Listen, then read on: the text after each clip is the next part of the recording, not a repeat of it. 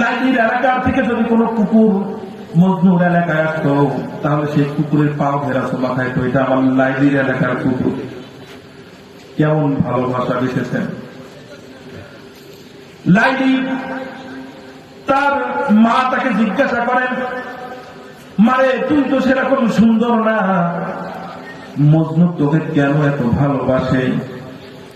লাইলি উত্তর দিয়া বলে, মা যে চক্ষু দিয়া মজনু আমার দেখে, সেই চক্ষুটা যদি মা তোমার চোখের সাথে লাগায় দেওয়া যাইতো, তাহলে তুমি দেখতা আমি কত সুন্দরী।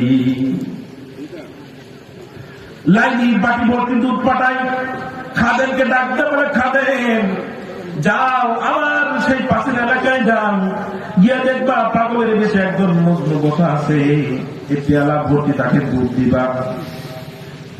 খাবেন ঠিকই, পেয়ালা ভর্তি দুধ নিয়ে হাজির, এই নাম খান। দুধ দিয়েছে, সে খেয়ে বাটি খালি ফেরত দিয়ে দিয়েছে। একদিন যায়, 2 দিন যায়, মাস যায়, লাইলির মনে প্রশ্ন জাগে, আমি যে পেয়ালা ভর্তি দুধ পাঠাই খাদেমের মাধ্যমে, না জানি খাদেম ভুল কাউকে দিয়ে আসে কিনা, পরীক্ষা নেওয়ার দরকার। এবার লাইলি খাদেমকে আজকে খালি বাটি দিয়ে বলেন, মজদুর কাছে যাও, মজদুর কাছে দিয়ে বলবা প্রতিদিন তো আপনার লাইলি আপনার জন্য বাটি ভর্তি দুধ দেয়, আজকে খালি বাটি প্রদান করেছেন, খালি পেয়ালা দিয়েছেন, এই পেয়ালা ভর্তি রক্ত আপনার কাছে চায়। বলেন তো, যদি সত্যিকারের মজনু এখন না হয়, নকল মজনু যদি সেই দুধ পান করে থাকে, তাহলে কি সে বাটি ভর্তি রক্ত দিতে পারবে? কথা বলেন।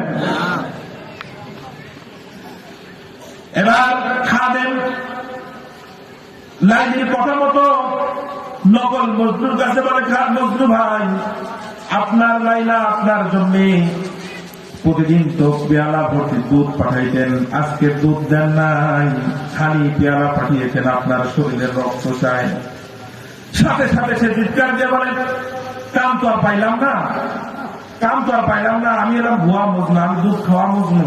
পাশের এলাকায় যাও, সেখানে গিয়ে দেখো যে আসল সত্যিকারের লাইলার সত্যিকারের মজনু প্রেমিক সেখানে বসা আছে, তার কাছে যাও, তার কাছে বলতে দেরি করবা, সে বাটি ভর্তি রক্ত দিতে দেরি করবে না। মুসলমান আল্লাহর গোলাম, রসুলের আশেক, রসুলের মজনু দাবি করতেছি, কিন্তু সত্যিকারের মজনু কি আমি হইতে পারলাম কিনা? আমি রসুলকে সত্যিকারের অর্থে ভালোবাসতে পারলাম কিনা? নাকি দুধ খাওয়া মজনুর কাতারে থাকলাম, নাকি রসুলের জন্য আমার শরীরের তাজা রক্ত ঢেলে দেওয়ার জন্য তৈরি আছে কিনা দেখতে হবে।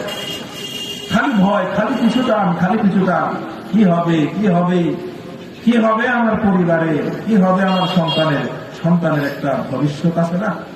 কত কথা বলি। আমাদের আকাবিরা হযরত, তারা ইসলামের জন্য বুকের তাজা রক্ত ঢেলে দিয়েছে। নবীর সুন্নতকে সমুন্নত করার জন্য, আল্লাহর জমিনে আল্লাহর বিধানকে, বিধানের ঝান্ডাকে, হকের ঝান্ডাকে সমুন্নত করার জন্য শরীরের তাজা রক্ত ঢেলে দিয়েছে।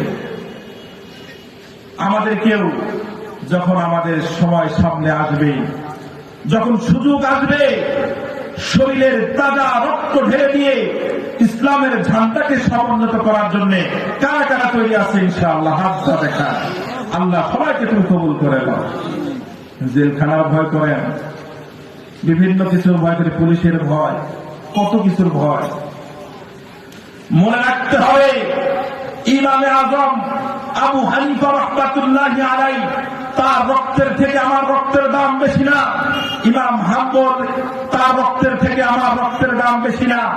তারা যদি ইসলামের জন্য, হকের জন্য, রসুলের সুন্নতকে সমুন্নত করার জন্য জেল গ্রহণ করতে পারে, শরীরের তাজা রক্ত ঢেলে দিতে পারে, বাদশার বেত্রাঘাত জুলুম নির্যাতন সহ্য করতে পারে, তাহলে আমাদেরকে মনে রাখতে হবে আমাদেরকেও আমাদের শরীরের তাজা রক্ত ঢেলে দিয়ে রক্তের সমুদ্র পার হয়ে হকের ঝান্ডাকে সমুন্নত করার জন্য আপ্রাণ প্রাণপণ চেষ্টা করতে হবে।